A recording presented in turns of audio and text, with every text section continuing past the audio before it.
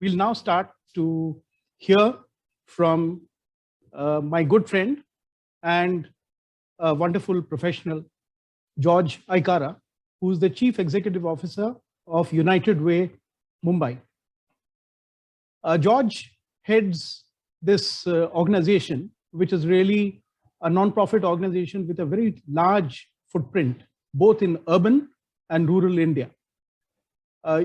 UWM, which is United Way Mumbai, follows the collective impact model. George has 18 years of experience. He started in the corporate world, focused upon sales, marketing, and international trading, both in India and Africa.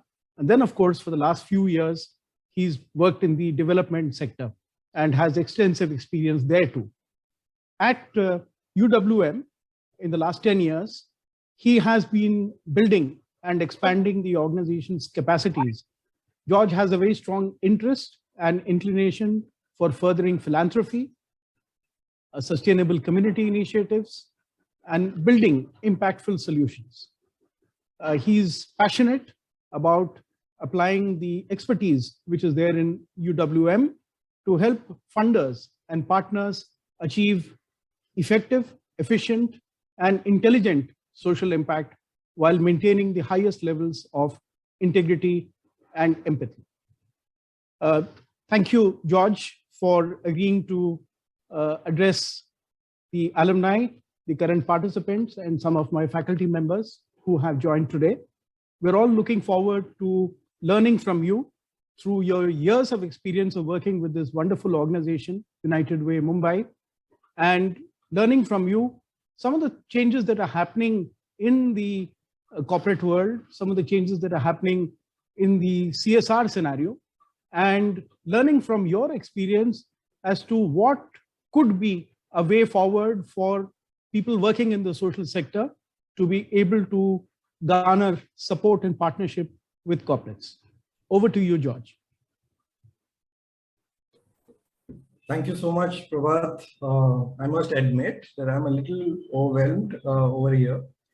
I do not expect to see such industry sector stalwarts on the call. I recognize a lot of the names over here.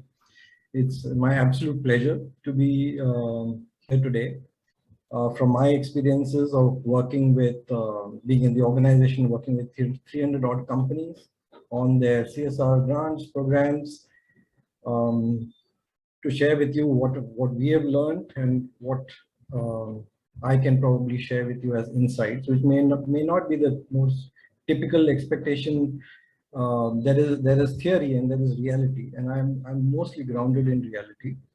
A lot of times, donors, funders articulate certain wants, but the actions are very different as to in ground reality what really happens.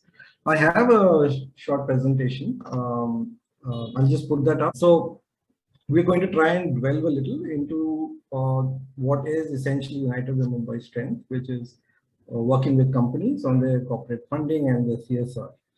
Just to give a little brief, just so you know where we come from. United Way Mumbai has been in operation for 20 years. We work with over a large network of 500 plus NGOs across the country on various, we are a collaborative organization which works with, we expertise driven and impact driven, and we find the organizations which are best suited. We continuously study the sector. We identify programs which are the most, which we could say have the best practices, the best management, the best leadership, the best impact, the best connect for whichever cause category it is. We are broadly focused around all six cause categories, which essentially covers the entire sector one way or the other. We've broken it down into specific interventions under each cause category. So if we say education, there are 17 different types of interventions under education and so forth. So we work with a lot of companies. That is what we've always been an organization that has relied, consider our strengths have a global pedigree is also on working with companies.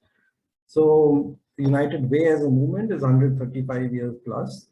across the world, but we are an independent chapter. So the methodology and the thinking, the ethics, those are common, but we all work independently within the communities that we operate in. So since inception, we've handheld around say 650 crores of grants, donations. We call them investments in the sector. And in a typical year, we work with around 4 lakh plus individuals. So these are just a snapshot of some of the companies that we are working with. And I put them up here so that I'm hoping this session would be interactive. And if you look at this, this is a partial list. There are big names and there are very small companies as well. In this one you may not have heard of. And that we work with grants which are as small as 1 lakh to as large as 30 crores. So there is so our understanding and another unique thing about United Way Mumbai is for an organization that typically manages around 200 crores of funding every year, our fundraising team is probably the smallest team for this size. We're just 3 people in the whole organization who are whether it's, we call it investor relations, and but my organization per se is not very large. We are just 66 people who are managing all of this, including implementation of various projects. With the FCRA regulations, a considerable amount of it is has to be self-implemented, which is the big googly that came up in the last couple of years. Otherwise, we always work with NGO partners on most grants. I also put it up here, so in case you have questions on specific, there is no one fit, and I will come to that as we go forward. But to understand corporate funding, we could classify this into 3 buckets. So when we look at company, typically we look at CSR, but that's not it. There are opportunities with the company on 3 different levels. The first is, of course, the business itself, which is if most of you would be part of TechSoup, so you would get subsidized software or their products which they can provide. There are companies, there are social entrepreneurs who have products which are in alignment with the work that nonprofits would do. So that itself has value. So those collaborations are something one can look at. Then there are cause-related marketing. There are campaigns that companies do, especially with new launches, where proceeds of something of the product or could be aligned to supporting a social cause. Recently, we had a company who published the annual report, and that annual report, frankly, I do not know why people would buy the annual report, but it was an innovative annual report which was in the form of an Italian recipe book, and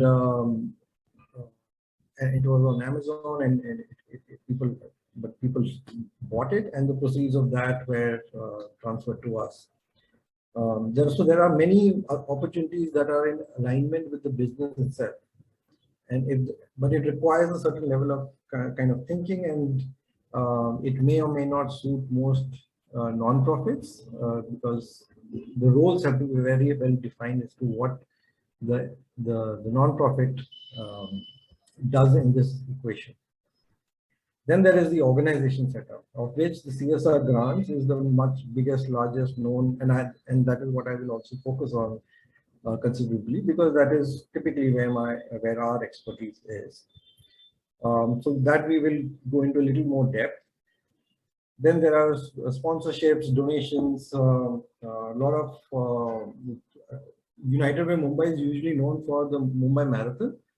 We've been the charity partners of the marathon for the past 12 years. The marathon typically raises around 50 odd crores, 45 odd crores for around 200 NGOs. We were actually pioneers in crowdfunding 12 years back. Before, right now, of course, crowdfunding is all pervasive. Thousands of people create fundraising pages for the NGOs and raise funds. A lot of that money, around 18 odd crores, comes from companies. This is not CSR, but it is donation. So companies can support, and there are budgets for it. A company will typically have employee engagement budget, an HR budget, sponsorship budgets, marketing budgets. So it would come from different types of budgets that they have. And from a company's perspective, it's a great opportunity for employees to, it's an employee engagement activity, and it's running for a cause. There are many benefits to sponsoring or donating for campaigns. And then there are fundraisers, which are company organized. There are many companies that we work with who organize annual, whether it's the offsite or whether it is their impact day or a founders day. They organize activities around helping and supporting causes around that. And we should not dismiss that lightly, because that it can be a considerable amount of money.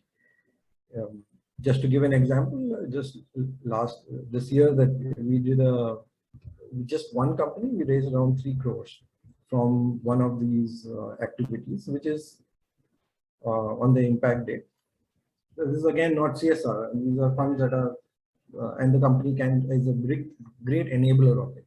It also will not just stay with the employees of the organization. It could be the vendors ecosystem or manufacturing companies that have a very large footprint of partners that they can rope into these.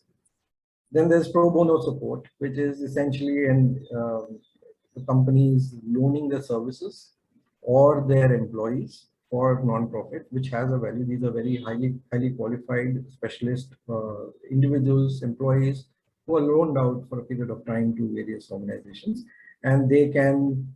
And a typical non-profit is truly squeezed on resources, people, and the bandwidth to focus on these aspects. It has a certain value. The company bears the salary expenses of the individuals.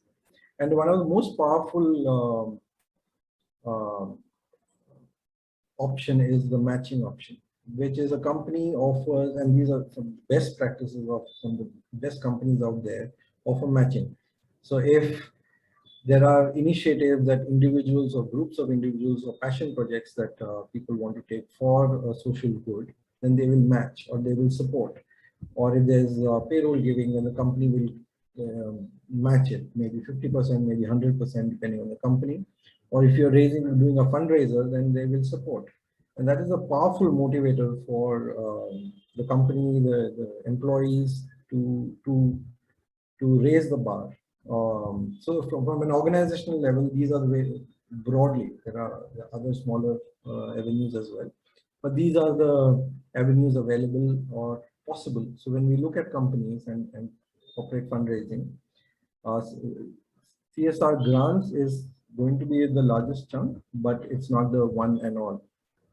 And finally, there are the people, which are the employees, of which employee giving is the largest chunk.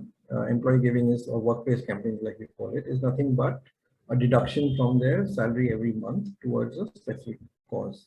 Now we've been doing this. We are a United Way per se worldwide, works with over 500 Fortune companies on the workplace campaigns. In India, we have around 14,000 employees of various companies on their payroll giving. These are small amounts.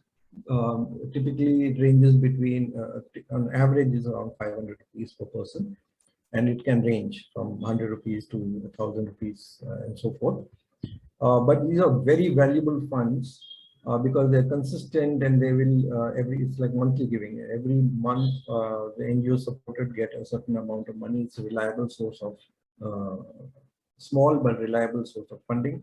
It has to be designed properly, and it also gives you avenues within a company to work with on cause. There are certain cause categories that don't get picked up by CSR grants or cannot be fit in, and the company can only focus on a certain number of causes or a few projects. But this employees gives opens out the canvas to a large number of causes, which are actually individual. Some causes, like say mental health or animal welfare, these are typically not something that gets picked up by CSR grants, But at an individual level, these are highly emotive causes, and people are really passionate about that. So this is an opportunity for the employees to give in a structured manner through the company. When the company adds reliability, and it's a more trusted way of giving back to society, and it's taken one level up by bringing matching into the picture. And some great companies do this by gamifying the entire employee giving as well. So there would be little benefits to the level of giving, the amount of time you spend, your involvement, how much ownership you take on it. If you're willing to take the lead on, say, employee volunteering for those NGOs that are being supported, or recruiting individuals within the company to sign up for the employee giving. So companies have various incentives.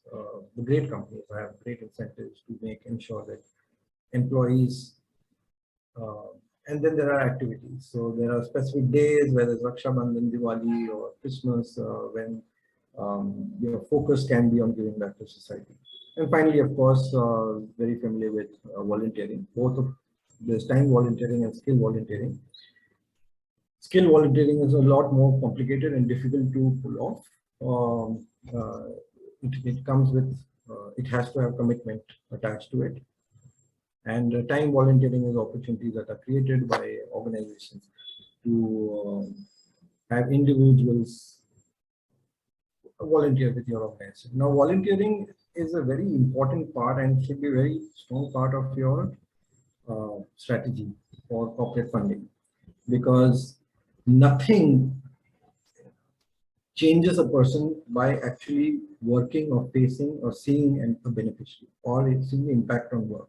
We can sit in our machines and, in theory, we know a lot of things, but the moment you actually have an interaction with the issue at hand, that is the moment you change. That is the moment you become an advocate, a stronger proponent.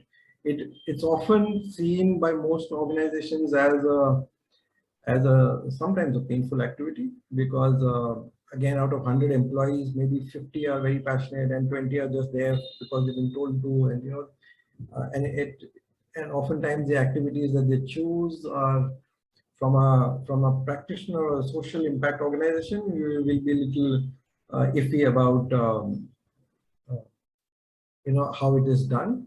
But all of these are opportunities, these are inroads, and these are ultimately getting more and more individuals aligned to your cause, and these are additional voices, these are advocates for your work. So that volunteering is something that has to be part of everybody's strategy, or at least to get an inroad. Some of these questions I've seen the questions that you had shared as to how do we get corporate funding, how do we approach a company. So this slide and these topics, these points are an important point, important inroads, and that's how I would like you to look at it.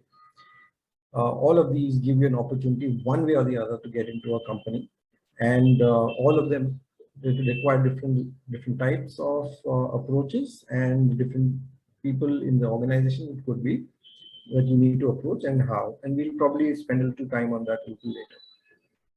The bulk of what I want to focus on today is CSR grants. Now, I know most of you are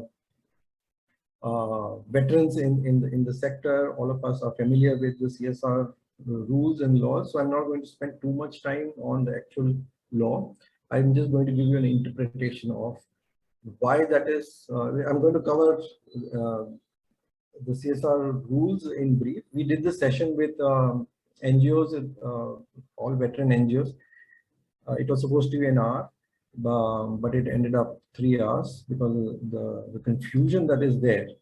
What I do want you to focus on is understand that these form the limitations around what a company can do, cannot do, and this should ideally translate into your approach. If when one is aware of the rules of the game, only then can you be part of that game. And a lot of effort, time, energy is spent by organizations banging on doors which are not open, because it just doesn't fit in within the rules. So I'm going to rush through this, and then after that, I'm just going to pause for a bit for questions on understanding or if there are any queries. Otherwise, then we will move on. So before that, what is the landscape of CSR fund? It is very large. As you can see, this is from the government portal. So 2000, the late 2021 has not been updated, but typically around 24,000 crores, 25,000 crores. What is interesting is the three little graphs at the bottom between the listed companies and unlisted companies. So if you look at, I've just put that up there as well, unlisted companies. Around 20,000 companies are unlisted out of. So if when you're trying to identify which companies and how and where, who are these 25,000 companies, who I can approach, just be aware that there is a large number of companies which are not immediately discoverable, but everybody is discoverable. In terms of allocation, predictably, most of the allocation goes to education and health. But there is a very large spread of funding across sectors. The last one is also very interesting, that the largest chunk, as you would expect, of companies fall under the 0 to 50 lakh category. Because and statistically, if you any single year, if you analyze it, the top 10 companies would comprise of 20% of the CSR spend. Always.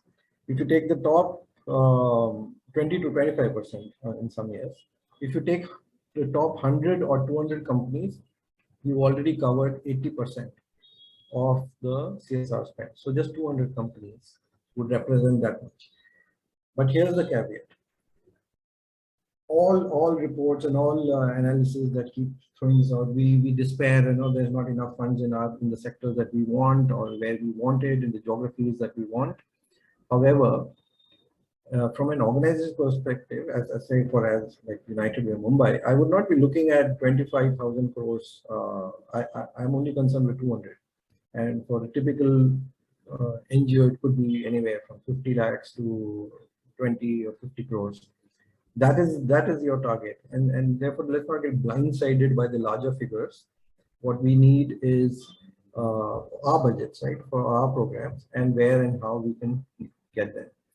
So this is an example of 1 year, the 1 year that we have more full data on. So this is 2019-20. So there were 35,000 CSR projects done across 36 states, 25,000 or 22,000 companies. And they have entered around 29 different sectors that they have given it.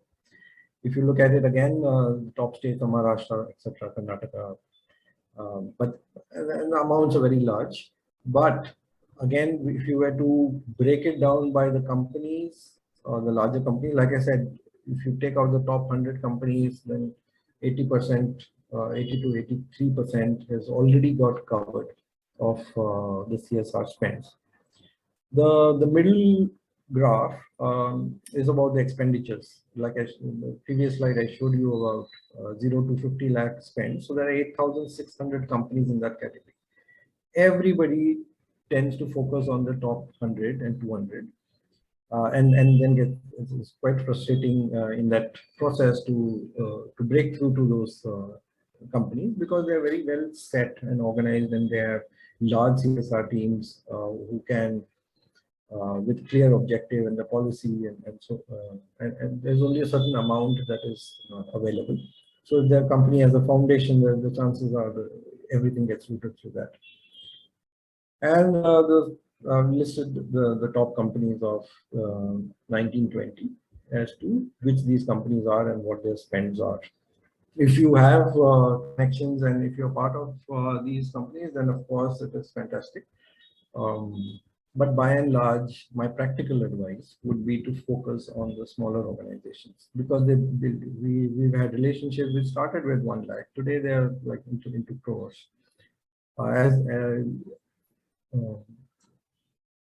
Their success is beneficial for us. So therefore, as they grow, we grow, and the relationships are easier when they are smaller organizations than they are when they are the larger organizations. Okay, so I'm going to rush through the CSR part. And basically focusing on key takeaways that you need to. So we all know the came about in 2013. In my opinion, it was a very poorly drafted uh, legislation in the first part itself, because especially on the cause categories, I was very puzzled even then. It has been amended 3 times. The Section 135, the company's rules has been amended 5 times, with one major overhaul in 2020. And I'm pretty sure there will be more amendments coming up, because every time there it's not been fully thought through, in my opinion, every single time, but it is policy. These are works in progress. All improve. Some of these amendments are a little troublesome, but rest of it are progressive. So they are great. And essentially what it makes it is, it's now an obligation for a company. So from a good to have, it's a compulsory thing with penalties and acts. The amendment, the last year there was a FAQ that was published. I'm sure you've all seen it, which brought in a lot of clarity to a lot of gray areas. Every year we've been struggling with the gray areas and figuring out, and getting everybody in the sector has been getting opinions and counter opinions to figure out whether this is applicable or not. But with every successive year is getting stronger and more clearer. So obviously applicable to any company with 500 crores or more, 1,000 crore turnover, or net profit of 5 crores. This is a useful thing to even track companies. So if you have a section or a part of the fundraising team as target companies, then keep track of the annual reports, keep track of what their expected spends are. Before you approach a company, get an estimate of what the CSR spend. We know exactly how much they have, because it's 2%, right, of their net profit. So you know exactly what, in your research with the company, you know exactly how much what the size of a partnership is possible with these companies. They need to spend 2%, of course, and over the past 3 years, average net profits. And it can be implemented by the company themselves, or through a Section 8 company, registered trust, or a society, or it can be given to any of these statutory bodies. We'll come to that, which are the national funds essentially. If you're for us, we are implementing organizations, and we must have CSR1 form and 12A and ATG registration. International organizations can't be implementing agencies. 74% of companies go via implementing agencies. The reason is also, this is not the core competency of a company. This is not the domain expertise. We as a sector and as organizations have the domain expertise in fulfilling whatever the CSR objectives are. We have the expertise, therefore it makes absolute sense for a company to go via the experts, which is the grassroots organizations. So what qualifies? There's a whole bunch of causes that have been mentioned. The only takeaway from this is that anything and everything that we do will fit somewhere or the other. You will find that there is strangely very specific on certain things and very vague on certain other things. So the vagueness of the larger, for example, there will be promoting education. Now, under promoting education, you can probably put in a lot of stuff, even if it's says, in certain other things, it is about war widows and so forth. But overall, almost all our work fits in, and that is the real takeaway only from the whole schedules 7. So there's nothing to, and they add focus areas to this, but a few more have been added. There are some easy funds as well, like the PM Cares funds and certain other, Clean Ganga Fund and Swachh Bharat Kosh, and any other central government funds that are created. And then one of the areas that are not so well focused on is the last one on incubators and research and development projects for institutes, and then a whole list of organizations that I mentioned where you can, that also qualifies under CSR. But if you see the last three, rural development projects. Now this is again a vague category, so almost everything that one does can be justified under the CSR. Slum area development, disaster management. So the rules are fairly flexible in accommodating. So what does not qualify is the activities undertaken in normal course of business. Now these are important because this is where we almost always have a clash of understanding with the company on how they interpret it and how we see it. Activities undertaken on sponsorship basis, which derive marketing benefit. Therefore, if you're sponsoring a team at the Mumbai Marathon or giving a donation per se, that does not qualify as CSR. Outside of India, you can't sponsor anything except if it's Indian sports personnel that are being trained, or activities designed exclusively for the benefit of employees. Now, this is also opens out a certain thing. If it's not exclusive and in which your employees do benefit, then it can qualify as CSR. It is an ethical nightmare to negotiate through this aspect. So these are the only 4 things that as clarity is given, but in spirit, a lot of the CSR rules have been given, have been kept open for companies to also evolve in their philanthropic understanding as to how they will benefit organizations. It's not been specifically strongly mandated, but it's a journey that the companies and individuals and the government undertakes and goes through in understanding how best a company may add value to the communities that they operate in.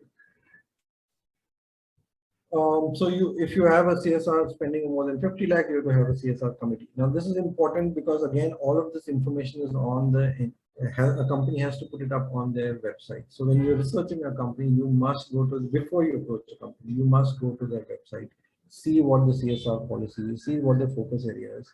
A lot of times, I was talking to an NGO a few days back, and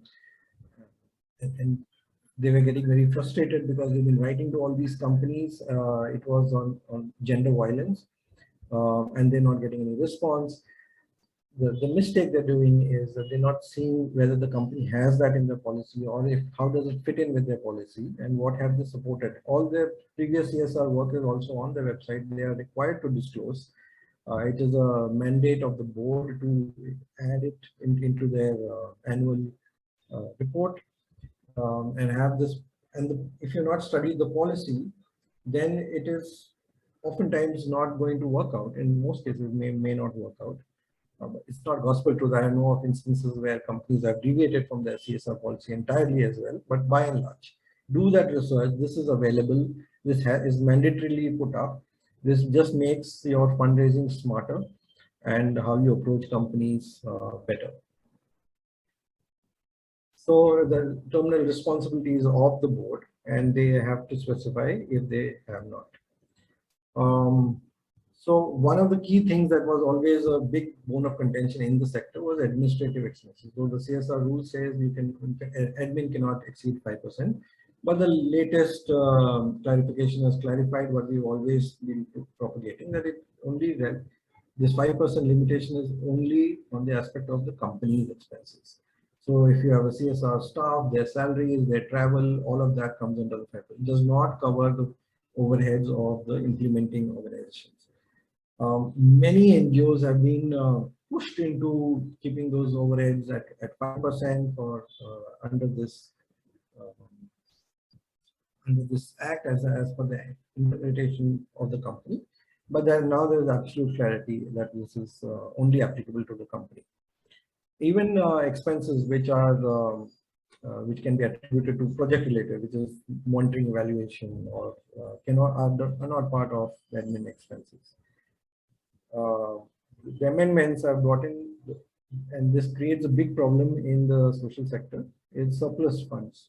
First, what is surplus funds? If your activities raise any funds, if you're running a school and there are through CSR funds, and there are fees or monies that are coming in, any interest that is being earned on the CSR funds, that is considered surplus funds that cannot be absorbed by the organization. It has to be retained with the project. It has to be spent as part of the CSR project.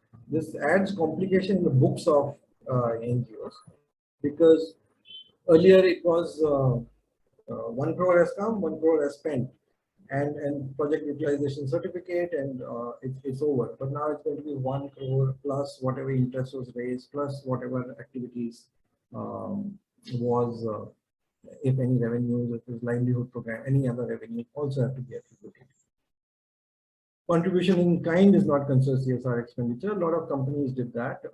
Their products they have given out for whether it's COVID relief or etc., and they try to push it as CSR expenditures that can't be considered. So in my first slide, I had with the business how you can collaborate. That is not CSR. Companies cannot give to corpus. Employees, their involvement, their work, their pro bono, all of that cannot be considered as CSR. And contribution to political parties is not CSR. Now, one other gap area was whether tax exemption. When you give to a non-profit, you get an ATG receipt. Can you claim that exemption as well? You can't. So that can't be not as part of your CSR. A lot of donations can be, but not CSR spends. The clarification has also come on that if the big change that happened was typically for an organization like United Way, most of this funding comes in this quarter, January to March, where companies are trying to finish. They have kept certain amounts of money and now they want to. And all these past years, it used to be that they just need to transfer it out of the books into, they need to sign an agreement with an NGO and transfer the monies, and they would consider that disbursement as spent. Now you can't do that. What you can only report is what has been actually utilized. And the clarification has made it further clear that, so which is the typical dilemma that me and my organization faces right now is how do we utilize all these funds that have to be spent within 3 months? Because if you can't, it has to be transferred to an unspent account. And so it's typically 1 + 3 years. So the company has to allocate those, decide and get into agreement or issue a work order for the allocation of those funds, and they have to create a separate bank account, and it has to be kept there. And the disbursements will then happen from that bank account. You can have it for 1 + 3 years. One is the year in which you have the CSR spends are in place, and plus 3 more years. So that award, so it is a big change. We're seeing the repercussions of it considerably. It impacts the social sector a lot because there's a lot of companies don't want to do that, to put it into a different account. So the emphasis on short-term projects or infrastructure projects or something that can be completed or done quickly. So which takes away from your programs and your impact. All of us know that you can't, impact takes time and has to be long term. It can't be short term, and these are just little band-aids to a larger issue. So, but that is where the tendency and trend is. As organizations, as we have to move with policy. Policy is what it is. You must, apart when you make your project proposals or have categorizations like we have, what can be done within 1 month, what is achievable within 1 month, what is 3 months, what is 6 months, 1 year, and what is long term. So you must have a portfolio of projects or interventions that can be executed within a certain amount of time in order to help companies comply with that. I am not commenting on the wiseness of it. I'm just sharing with you that this is all organizations have to move. If this is a source of funding that they are looking at, you must have that. So if it's unspent money, like I mentioned, either you have to commit to an ongoing project, or if you're not committed by 31st of March, then you have to transfer those funds to any of those scheduled, the national funds, the PM CARES, all those Swachh Bharat Kosh, you have to transfer that money within 6 months to those funds. Some companies not wanting to go into all of this tend to do that, but I feel it's a tragic loss to what great impact they could have created directly if they had not chosen that. So like I said, disbursement does not mean expenditure. So if you are in corporate fundraising, this is the time that you need to be very active. There are some funds because typically companies would allocate 80% or 90% of the funds, and they'll keep 10% for disasters or any other emerging needs that they want to support. So this is the time that you should be very active with companies that you are connected with. And then this is a new area. This again, there's an opportunity for people in the sector to look at, because if you have a 10 crore plus CSR obligation or projects which have an outlay of more than 1 crores, then you are compulsorily mandated to do an impact assessment, and it has to be done through an independent agency. Now, it's not specified who or what can be an independent agency. All of us who have any M&E expertise can pitch and should look at that. It's a great initiative per se, because it also brings more focus on the credibility of the work that the company has been doing. In the process, this is a means to improve and to evolve into a higher impact model. So, which is why all organizations in the sector must also invest in their we witnessed this a big differentiator between organizations which have strong M&E practices within their organization and others who don't. And it requires even grassroots organizations to invest in it, because ultimately it will keep shifting to organizations with strong systems and processes. It just increasingly we're seeing a lot of audit companies which are right now we have at least 15 audits going on various projects. Most of them are done through Deloitte or EY or any of the consulting firms, which companies have contracted as part of this impact assessment, and they can be really rigorous. So your ability to execute is critically important in for future funding. So on the website, companies will disclose the CSR committee. So if you are asking who do we approach, how do we approach, it will be there. What do they support? Where can we fit in? It is there in the CSR policy. What are the projects approved by the board? You know the tendency that over the years that this is what they've supported. This is what their areas are. So I can't keep emphasizing more on the research part before you reach out to a company. And like I said, CSR is one part of it. There is a larger company, there are individuals, there are opportunities within that can be reached out as well, if you don't fit in that. And then there are penalties. If you don't do from a company, there are twice the unspent amount or 1 crore, whichever is less, has to be transferred to any of those funds that I mentioned. For each defaulting officer, up to 2 lakhs or 1/10 of.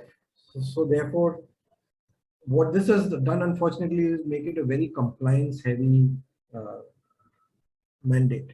So a lot of companies look at CSR as a compliance requirement rather than for what the power it actually unlocks in improving society conditions. So those penalties make it more. So also it involves the company secretary, the legal teams, all of them now start getting involved in the CSR part, but they have to do it. So in a way, for the sector, it's good that they have to spend it or they have to take action. They cannot just ignore it. But if you look at again in the government portal and you see the companies who are there are still around 80% of those companies who have zero spends. So they are taking a risk.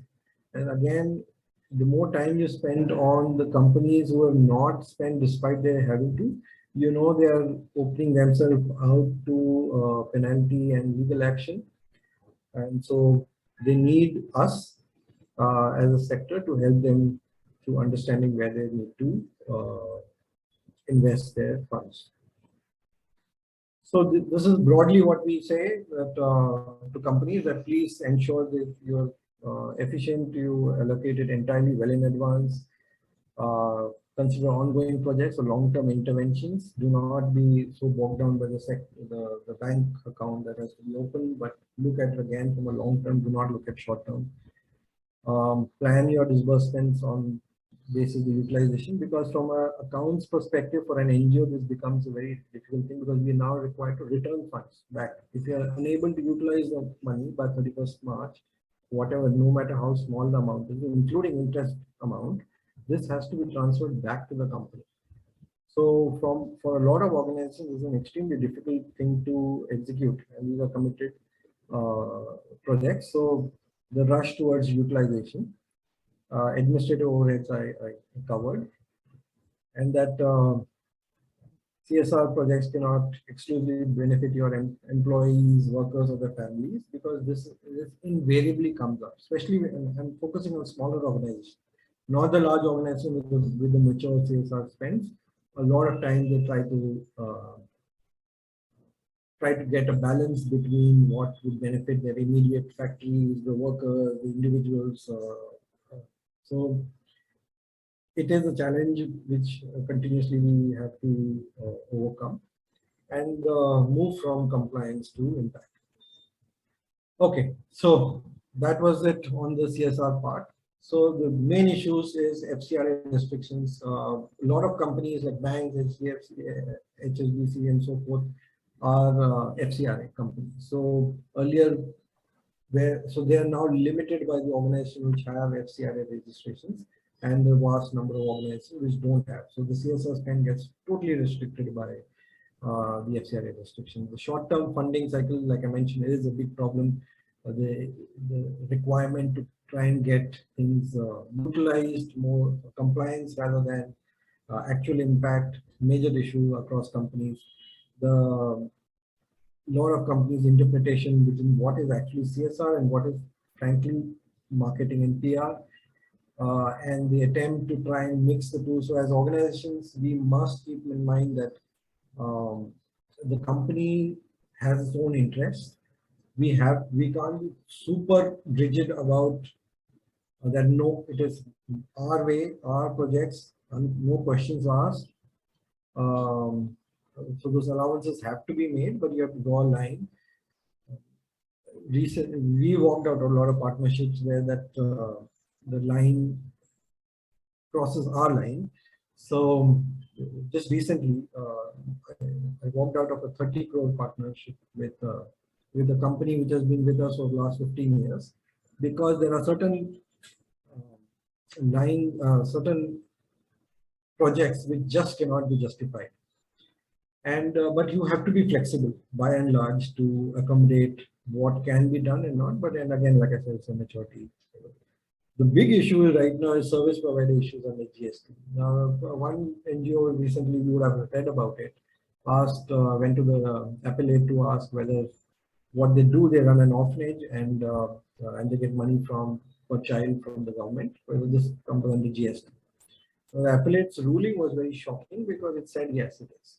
Now this is a huge issue in the sector, because when you have an agreement with a company, and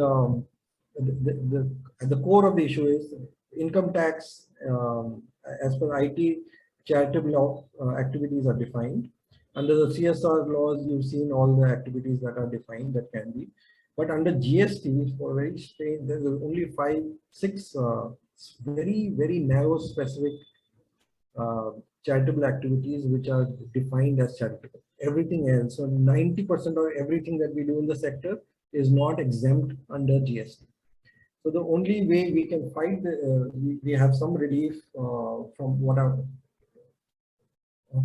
not falling under the GST is by going, because for GST to be applicable, there has to be a consideration and it has to be furtherance of business.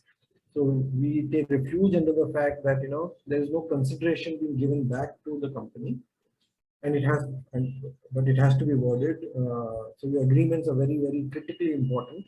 How you but we can't take refuge under there's no furtherance of business interest happening in this grants arrangement, because the CSR is a business requirement as understood, because it is it's obligatory. So you can't say that it is CSR, the business interests are not getting extended by supporting, say, orphans in an orphanage or any education project or anything for that matter, or environment. So this is one thing that is sitting on the whole sector. Everybody is silent. Even all of us are really scared to poke that bear. But we have to see within the agreements that we have, again, if there's any kind of branding. A lot of companies require that acknowledgement or a board of the name or some collateral with the logo has to be carried. All of this can be interpreted as an NGO providing service, and therefore, and it is taxed at 18%. So if one gets caught in a service level that you are a service provider to a company as an implementing agency, and then companies also force their agreement, their legal agreements on the NGO, and it's critically important that one looks at what has been mentioned there and fight back on certain terms, and there are certain words you cannot use. You can't say fees. You can't. There are a lot of words that should not appear in an agreement. Then the compliance requirement, like I said, I went through the rules specifically to show that there are such onerous compliance needs, requirements, or through which you have to negotiate your way through, and that often takes up all of the bandwidth. And then there's a dearth of qualified CSR professionals.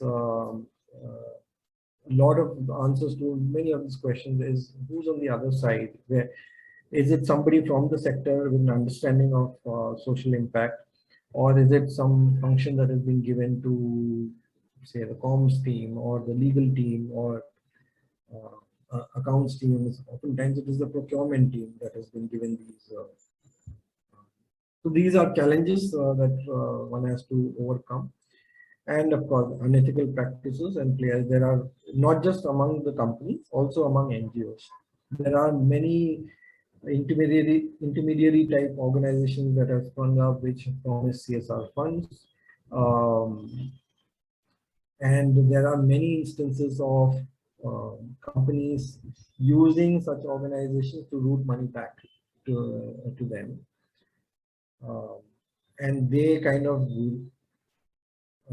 muddy the field. And so we've been approached by companies who have told us in the past, that if we give 100 rupees, 50 rupees needs to get back to them, and that some other organization has done that. As sector, it violates the very ethics of operations. So there are unethical practices and players in the sector, and so these are major issues. So it effectively tarnishes the credibility of the larger sector. So those were issues. Some of these advices from companies on the screen. I'm not going to read them out. I've just highlighted the ones.